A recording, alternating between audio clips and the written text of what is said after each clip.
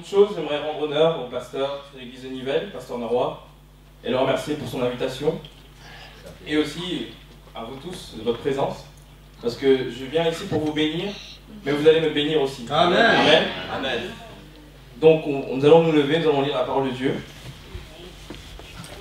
Donc je vais lire tous les passages d'écriture que j'ai à lire, puis après vous pourrez vous asseoir. Amen. Donc on va tourner dans le livre de Jérémie, chapitre 20, verset 7 jusqu'au verset 9.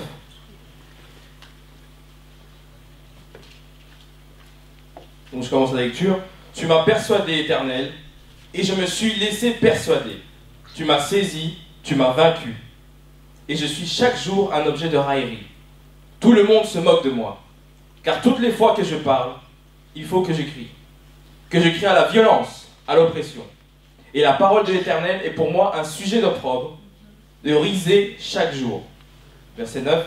Si je dis, je ne ferai plus mention de lui, je ne parlerai plus en son nom. Il y a dans mon cœur comme un feu dévorant qui est renfermé dans mes os. Je m'efforce de le contenir, mais je ne le puis. Amen. Amen. Que tout le monde dise Amen. Amen. Amen. Nous allons lire dans le livre d'Hébreux, chapitre 12, verset 22 jusqu'au verset 29. Puis après ça, une dernière écriture, puis vous pourrez vous asseoir. Donc, je commence le verset 22. Mais vous vous êtes approchés de la montagne de Sion, de la cité du Dieu vivant, la Jérusalem céleste, des myriades qui forment le cœur des anges, de l'assemblée des premiers-nés, inscrits dans les lieux du juge qui est Dieu de tous, des esprits des justes parvenus à la perfection, de Jésus qui est le médiateur de la nouvelle alliance, et du sang de l'aspersion qui parle mieux que celui d'Abel. Gardez-vous de refuser d'entendre celui qui parle, car ceux-là n'ont pas échappé, qui refusèrent d'entendre celui qui publiait les oracles sur la terre. Combien moins échapperons-nous si nous nous détournons de celui qui parle du haut des cieux. Amen. Lui dont la voix alors ébranla la terre, et qui maintenant a fait cette promesse. Une fois encore, j'ébranlerai non seulement la terre, mais aussi le ciel. Verset 27. Ces mots, une fois encore, indiquent le changement des choses ébranlées, comme étant faites pour un temps, afin que les choses inébranlables subsistent. Amen. Verset 28. C'est pourquoi, recevant un royaume inébranlable, montrons notre reconnaissance en rendant à Dieu un culte qui lui soit agréable, avec piété et avec crainte. Verset 29, c'est le verset important. Car notre Dieu est aussi un feu dévorant. Amen. Amen. Et nous allons lire dans Matthieu chapitre 3, verset 11. Moi je vous baptise d'eau pour vous amener à la repentance. Donc c'est Jean-Baptiste qui parle. Mais celui qui vient après moi est plus puissant que moi. Je ne suis pas digne de porter ses souliers. Lui, il vous baptisera du Saint-Esprit et de feu. Amen. Amen. Amen. Donc aujourd'hui, le titre de ma prédication est simple. C'est comme un feu dévorant renfermé dans mes yeux. Amen. Amen. Amen. Donc on va prendre un instant pour prier, pour remettre cette parole du Seigneur entre ses mains, et que le Seigneur puisse parler au travers de moi, que ce ne soit pas mon intelligence, ma sagesse qui vous parle, mais que ce soit l'Éternel directement qui vous adresse un message ce matin. Alléluia. Oh Seigneur, ton nom, je te bénissons. Merci Seigneur pour ce que tu as fait. Seigneur de ton esprit, Seigneur, ta puissance, Seigneur. Parle-nous ce matin, Seigneur, à travers ton serviteur, Seigneur. Ta parole, Seigneur, ouvre nos cœurs. Rends-nous sensibles à ta parole, Seigneur. Tu veux se loger dans nos cœurs, Seigneur. Et que nous puissions la prendre, Seigneur, comme une nourriture, Seigneur. Pour travailler avec cette nourriture, Seigneur. Et grandir avec toi, Seigneur. Seigneur, ouvre ton église ce matin. Ouvre ton église, Seigneur. Ouvre le cœur, Seigneur. Et agis dans ce lieu. Avec puissance, dans le nom de Jésus. Merci, louange à toi, louange à toi, louange à toi, alléluia. Béni sois-tu, Jésus. Béni sois-tu. Vous pouvez frapper des mains.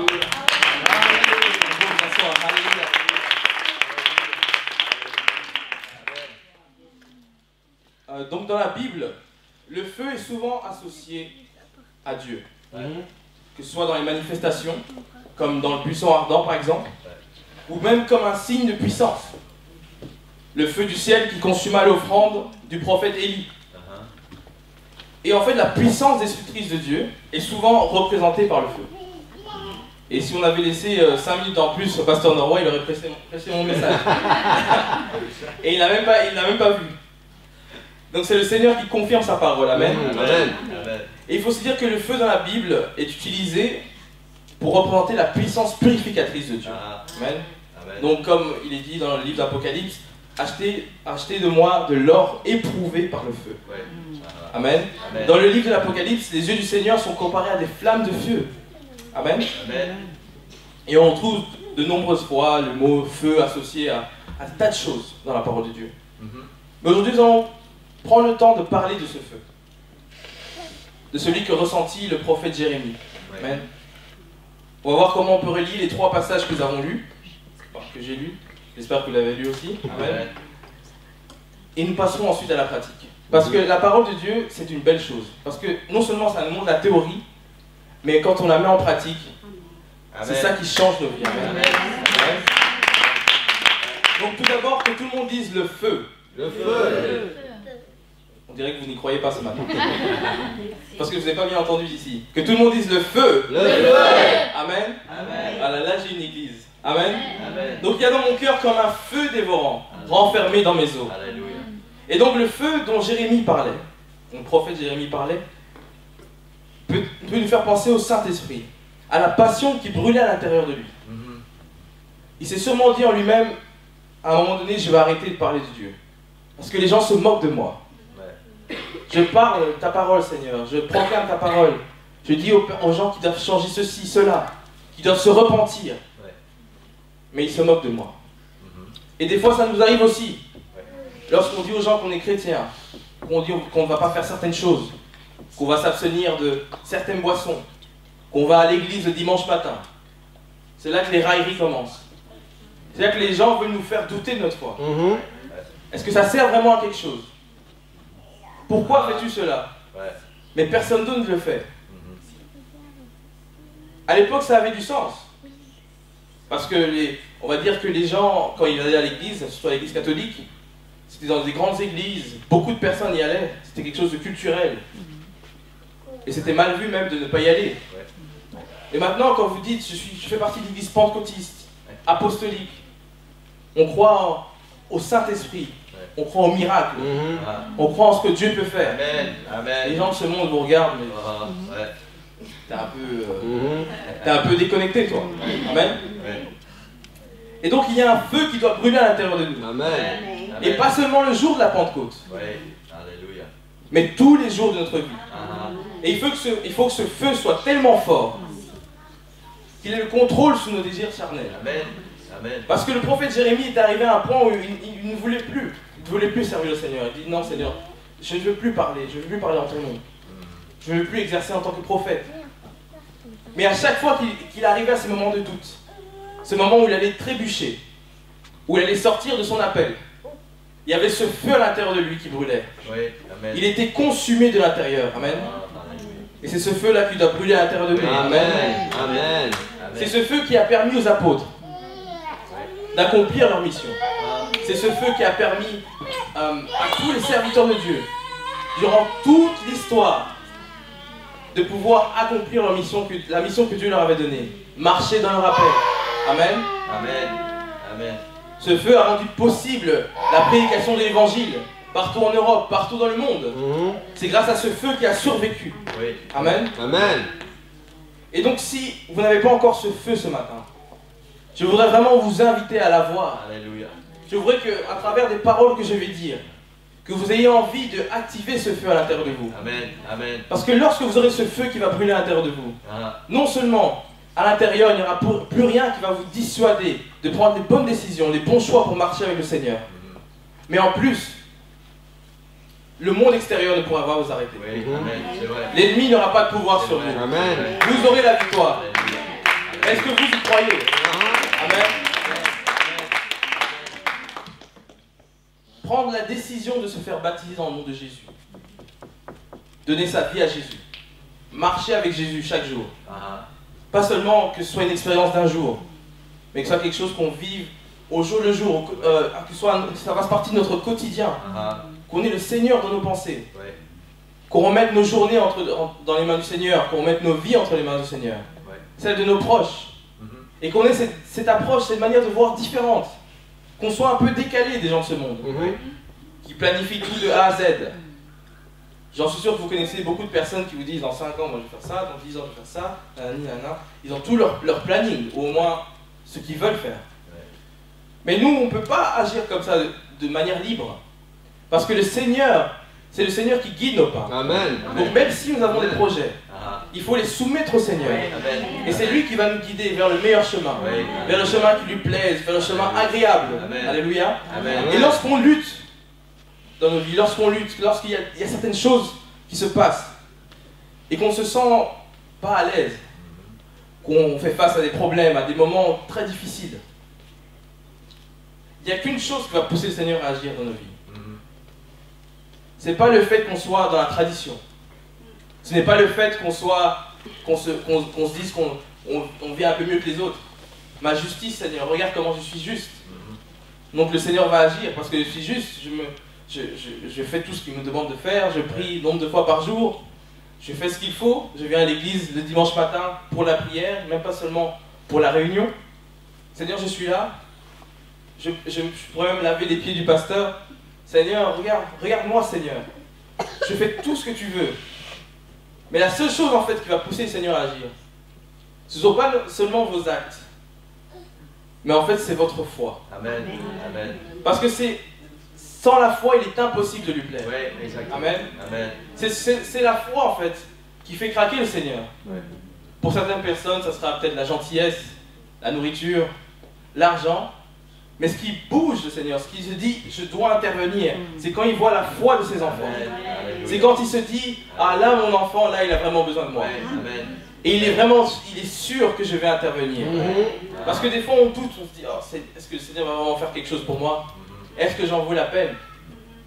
Mais si vous n'en valiez pas la peine, serait-il mort pour vous à la croix? Amen. Amen. Alléluia.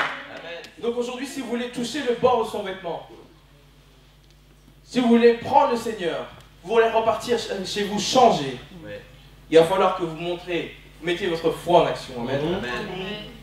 Parce qu'on n'a rien sans rien. C'est juste. On se dit, je vais dire quelques mots, le Seigneur va agir. Mais c'est la manière dont on va prononcer ces paroles, dont on va dire, Seigneur, interviens dans ma vie. Si je dis, Seigneur, fais quelque chose. Pensez vraiment que, est-ce que j'ai l'air crédible? Si je venais vous parler en disant, Seigneur, va venir aujourd'hui, et je suis un feu dévorant qui... Est-ce que j'aurais l'air crédible? Vous allez me dire, mais tu ne crois même pas à ce que tu dis. Comment veux-tu nous convaincre? Comment veux-tu parler au nom du Seigneur si tu n'es même pas convaincu de ce que tu dis?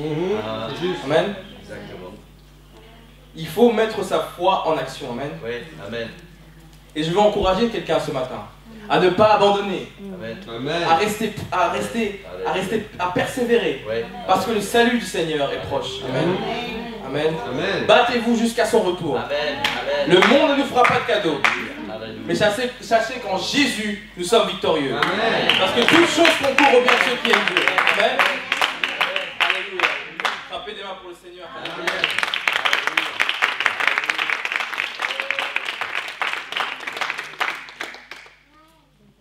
C'est aussi ce feu qui a guidé une génération d'hommes et de femmes de Dieu dans toutes les épreuves auxquelles ils ont été confrontés.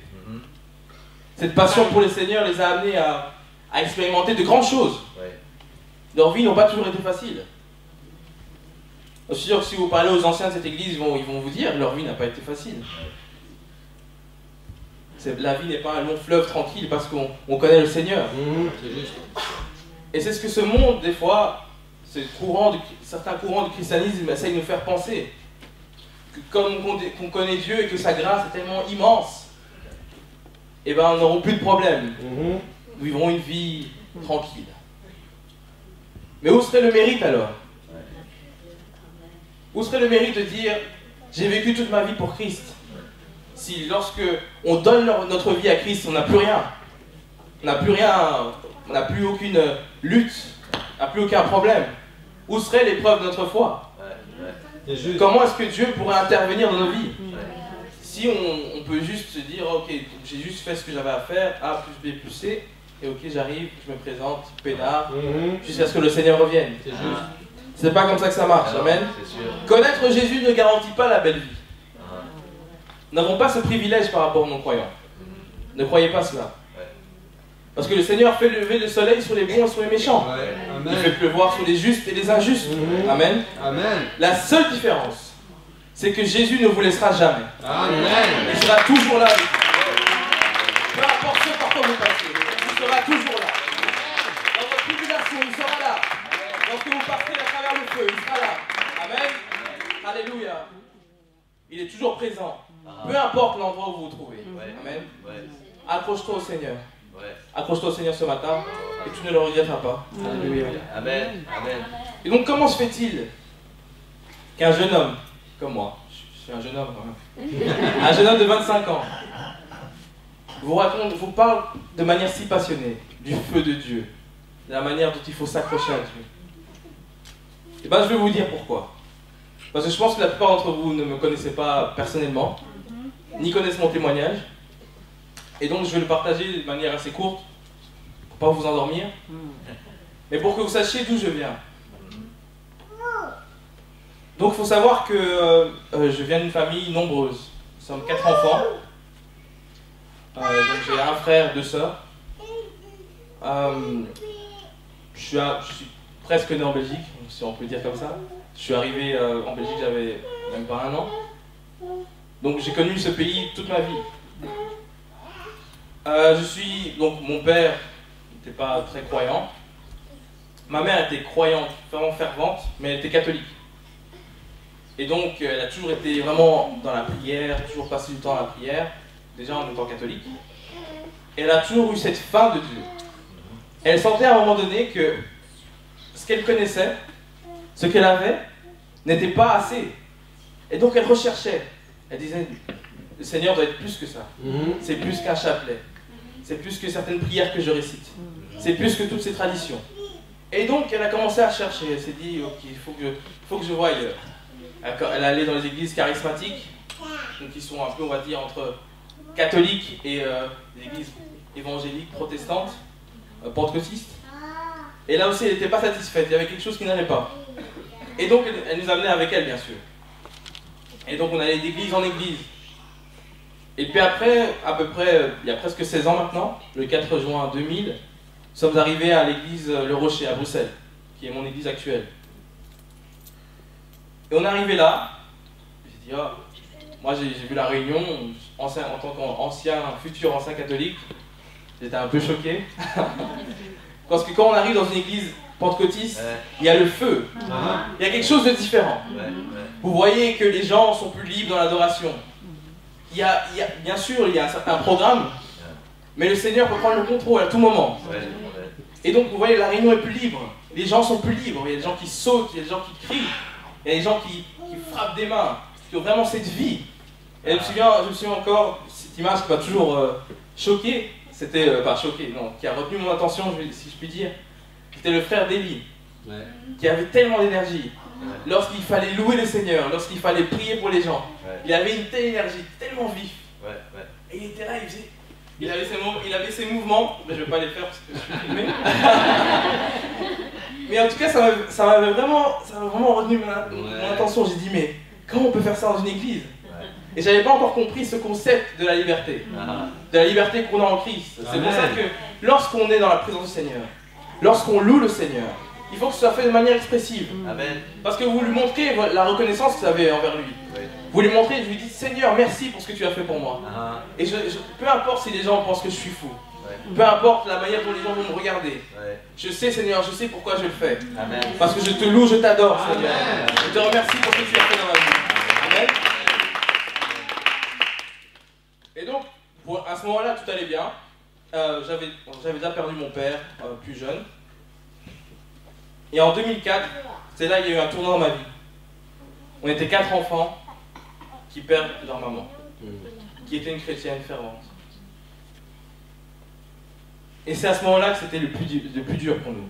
Parce qu'on était déjà dans la foi, on a prié, on a jeûné. Mais des fois, il y a des choses comme ça qui arrivent. Vous priez et vous n'avez pas la réponse que vous attendiez, que vous espériez. Surtout quand vous voyez de l'amélioration, vous voyez quelque chose qui se... Vous avez l'impression que ça va se passer et au final non. Et donc je me suis senti trahi par Dieu. Et à ce moment-là, j'ai arrêté d'aller à l'église. Mes frères et sœurs, on a arrêté d'aller à l'église. Donc on s'est éloigné de Dieu. Et donc c'est comme si ce feu qui brûlait à l'intérieur de nous s'était éteint petit à petit. J'avais déjà reçu le Saint-Esprit à cette époque. Donc je savais ce que c'était le parler en langue, je savais ce que c'était l'expérience avec Dieu.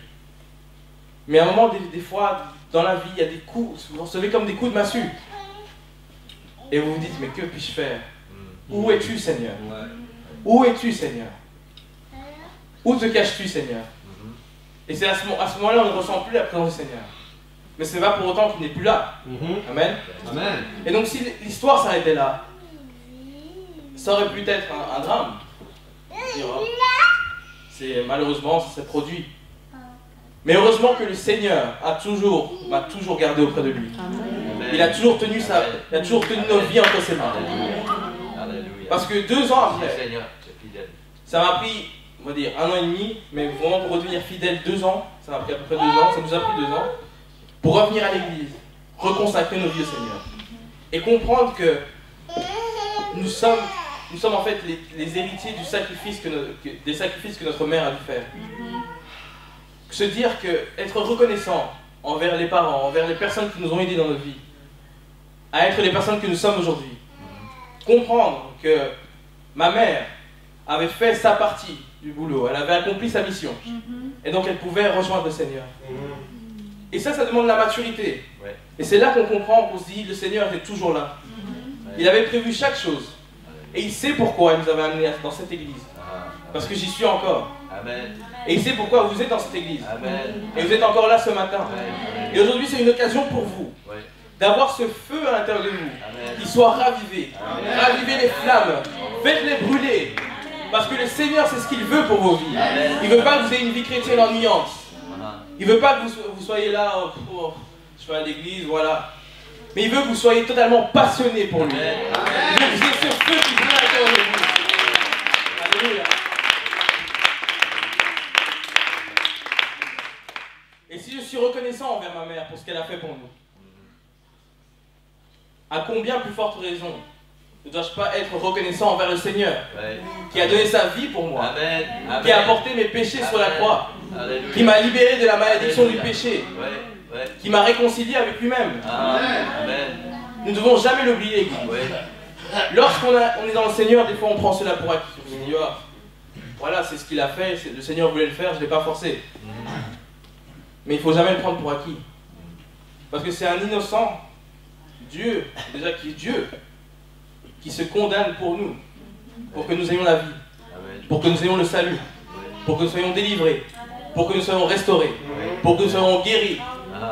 Et c'est par ces meurtrissures que nous sommes guéris. Amen. Amen. Si vous recevez la parole, dites Amen. Amen. Alléluia.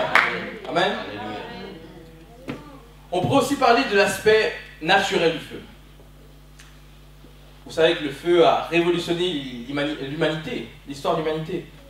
Il permet de nous réchauffer, faire fondre des métaux, créer des alliages, etc. Et donc le feu détient un pouvoir de transformation. Il fait fondre, il fait bouillir, il fait changer de forme, etc. Et donc, comme le feu naturel le fait avec les objets, le feu à l'intérieur de nous, le feu de Dieu le fait avec nous. Il nous transforme. Il nous fait changer de forme. Et le feu consume notre intérieur. Amen. Amen. Et ce qui se passe à l'intérieur se manifeste à l'extérieur. Amen. Amen. Lorsque Dieu vous baptise de son Saint-Esprit et de son feu, vos vies doivent être transformées. Amen. Votre feu doit consumer vos imperfections. C'est pour ça que je parlais de la puissance purificatrice. Parce que cela va de pair. Amen. Parce qu'on veut la puissance de Dieu sans sa sainteté. C'est incompatible, c'est impossible. Il doit être fort à l'intérieur de vous. Les personnes à l'intérieur de vous doivent le sentir. Votre feu doit changer l'atmosphère autour de vous. Doit influencer les personnes autour de vous. Les personnes que vous côtoyez chaque jour. Elles doivent remarquer qu'il y a quelque chose de différent. Elles doivent se dire, mais toi tu es spécial. Toi tu es bouillant. On ne veut pas de personnes tièdes. On ne vient pas à l'église pour jouer, comme l'a dit le pasteur hier. On vient à l'église pour être sérieux. Pour avoir une relation sérieuse avec le Seigneur. Engagé, passionné, et remplie de feu. Amen. Amen. Que vos vies spirituelles ne soient pas fades, mais qu'elles soient savoureuses. Alléluia. Amen. Et c'est de cette manière-là que vous pourrez profiter de toutes les bénédictions de Dieu. Alléluia. Amen. Ce feu doit progressivement consumer votre ancienne nature. Ouais. Ouais. Et c'est faisable. Seulement si on croit que le Seigneur peut le faire. Ouais. Et malheureusement, le diable sait que Dieu est un feu dévorant. Et lui, comme c'est un copieur, il fait la même chose. Il crée son propre feu. Il a de nombreux artifices pour nous faire croire que son feu est meilleur, on va dire. Il nous enflamme, il enflamme nos propres passions. Il nous pousse à être arrogants, à être autosuffisants. Il stimule nos passions, il les alimente. Mais que se passe-t-il alors quand le feu de l'ennemi essaye de nous consumer? Nous qui, nous allons le supposer, avons le feu de Dieu à l'intérieur de nous. La réponse se trouve dans Daniel 3. Lorsque le roi Nebuchadnezzar a envoyé les 3 Hébreux dans la fournaise ardente, le feu de l'ennemi est là, mais l'Éternel est au milieu du feu. Et donc il n'y a aucun mal qui vous est fait, parce que le Seigneur vous protège, parce que le Seigneur est avec vous. Le feu peut brûler, peut être 7 fois plus fort, mais l'Éternel est avec moi. Donc je ne crains rien. Alléluia. Quand la vie essaie de vous brûler, de vous accabler par toutes les choses auxquelles vous devez penser. Vous voyez, surtout quand vous avez une famille, c'est encore pire. Je ne suis pas encore dans ce cas, mais quand vous avez des enfants, vous vous inquiétez pour vous-même, pour vos enfants. Et donc le diable essaie de mettre ses poids sur vous. Et donc au lieu de marcher pour le Seigneur, nous rampons pour le Seigneur. Et c'est trop lourd. Et on dit Seigneur, j'en peux plus. On arrive à l'église, on est fatigué. C'est toujours les mêmes choses qui se passent. Je dois lutter contre ceci, cela. Que puis-je faire, Seigneur? Que puis-je faire pour que je n'ai plus ce poids sur moi? Mais prenez juste le joug du Seigneur. Yes. Amen. Prenez son fardeau. Amen. Il est léger. Il est doux. Oui. Et au lieu de marcher comme ça, au lieu de ramper, au lieu de toujours avoir de la peine, avoir cette vie de souffrance, être en mode survie tout le temps, le Seigneur veut que vous ayez cette vie en abondance. Alléluia. Que vous marchez la tête haute. Vous n'ayez pas de problème de dos. Que vous marchez la tête haute, fier, et ayant cette assurance que Dieu est avec vous et qui vous accompagne partout où vous êtes. Et c'est ça qui faisait la différence avec les apôtres. Les pharisiens venaient avec la loi. Ils disaient toi tu peux faire ça, toi tu peux faire ça, toi tu peux faire ça, toi tu peux faire ça. C'est tout ce qu'ils avaient.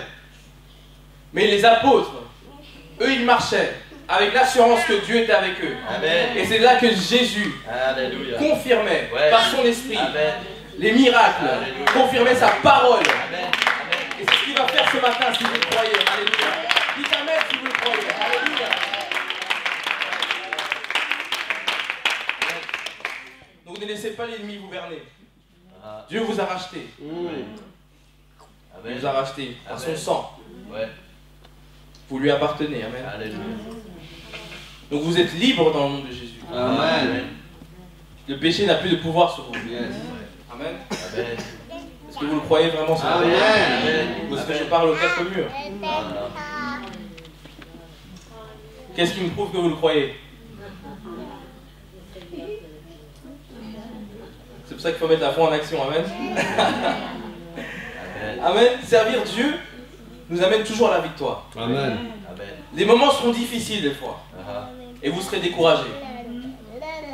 Vous ne sentirez pas toujours le feu de Dieu brûler à l'intérieur. Mais il ne faut pas seulement se fier à ses sensations, à ses émotions. Parce que rien n'enlève ce feu qui est à l'intérieur de vous. C'est juste que des fois, il faudra chercher un peu plus, faire plus d'efforts. Dire Seigneur, vraiment, je n'arrive pas à te sentir. Prendre plus de temps pour prier, lui consacrer plus de moments de votre journée. Et des fois aussi, c'est le Seigneur qui fait cela. Pour que vous vous rapprochiez de lui. Et que jamais on ne le prenne pour acquis. Que jamais on se dise, oh, je sais comment ça marche, et voilà. Et que ça devienne répétitif. Le Seigneur aime changer un peu les choses. Amen. Mais souvenez-vous que chacune des situations auxquelles vous devrez faire face, chacune des situations auxquelles vous êtes confrontés, Le Seigneur a le contrôle sur chacune d'elles. Amen. Rien ne lui échappe. Parce que toute autorité lui a été donnée sur les cieux et sur la terre. Amen. Rien ne peut donc lui résister. Car il est comme un feu dévorant. Alléluia. Et les œuvres de l'ennemi sont consumées, réduites à néant par le feu de Dieu. Amen. Est-ce que vous le croyez? Amen. Amen. Alléluia. Alléluia, Seigneur Jésus. Donc imaginons-nous une seconde que nous soyons dans une église qui n'est pas de feu. Est-ce que vraiment on continuera à venir dans cette église? Est-ce qu'on voudrait se réunir dans un endroit mort? Ce n'est pas, on pense toujours que c'est le pasteur qui décide de tout. Mais chaque personne dans la congrégation a un rôle à jouer. Amen. Et chaque personne peut transformer l'atmosphère. Amen. Amen. Et c'est ce qu'on va croire ce matin. Amen. Je vais vous inviter à vous lever maintenant. Alléluia. Parce que je crois bien sûr à la parole du Seigneur. Mais la parole du Seigneur doit être confirmée. Amen. Nous sommes dans un endroit qui prêche le feu, dans une église qui prêche le feu, qui prêche la vérité. Et on doit persévérer dans cette vérité, dans l'enseignement apostolique. Si on veut voir ce monde changer, si on veut voir chacun d'entre nous transformé par le feu du Seigneur. Amen. Amen. Est-ce qu'il y a quelqu'un qui peut venir jouer au piano?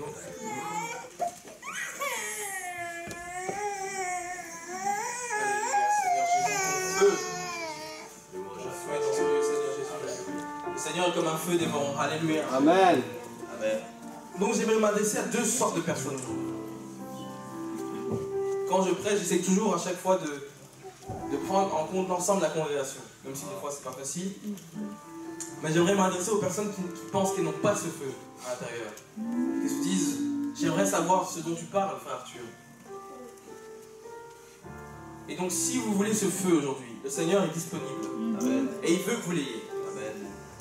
Parce qu'à quoi ça sert que vous entendiez des paroles si vous ne pouvez même pas expérimenter ce que je vous dis? C'est juste. Ça serait que des mensonges alors. Amen. Amen.